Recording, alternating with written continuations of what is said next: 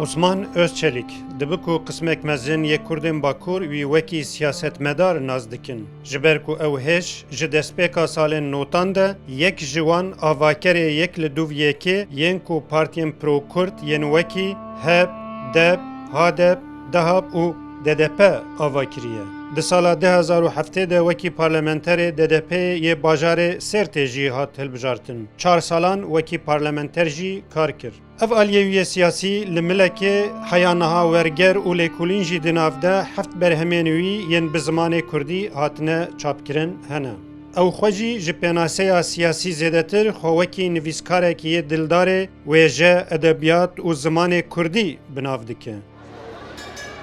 Em jî li pirtûkxaneya medyayê ya li ser cadeya İstiklala İstanbulê pergîwî hatin. Li wir berhemên xwe bi xwendevanên xwe îmza dikir. Bi rastî min demeke dirêj nava siyasetê de bi çalakî wek aktif cihê kirt 25 salan. Belê ez her dem dilketiyê çand û zimanê Kurdî bûm. Min di wan demê giran de di dema ku di siyasetê de çalak dixebitîm jî min nivîsî û min dixwend. Ji zaroktiya xwe de ez dixwînim û ez tenê bi Kurdî dinivîsim. Nasnameya min ya yekemîn wêje ye û ziman e. Siyaset wek şerd û mercên ku pêwîst bû me bikira demeke me kir û me serkeftî jî kir ez bawer dikim. Ji xwe wêje, ziman û siyaset şevdû nedûrin. Belê nasnameya min ya yekemîn wêje ye û ziman e.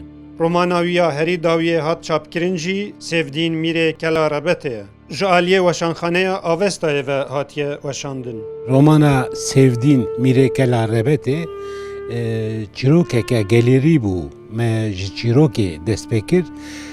Çîrok bi zimanê romanê hat nivîsîn. Divê romanê de du çîrokên esasî hene. Yek ji çîrokeke hûnayî ye ku me esas kiriye çîrokeke gelêrî ya din jî çîroka Selahaddînê Eyyûbî û malbata Eyyûbiyan e, Şêrgoye, Eyyûb e û Selahaddîn bi xwe ye. Romaneke dîrokî ye.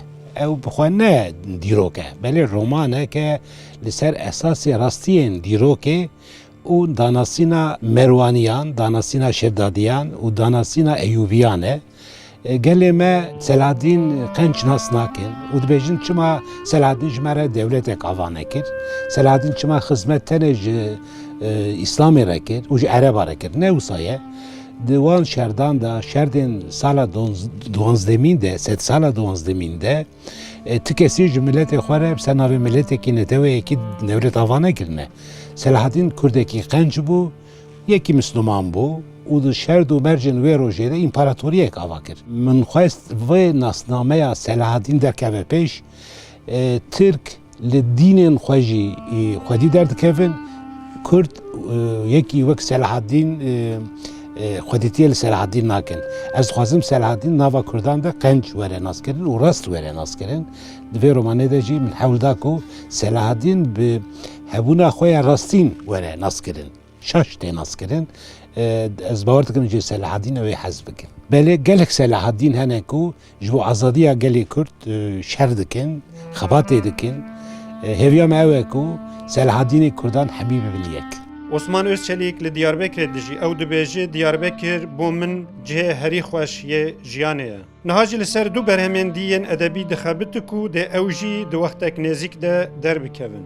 Mihemed Sanrı, Kurdistan TV, İstanbul.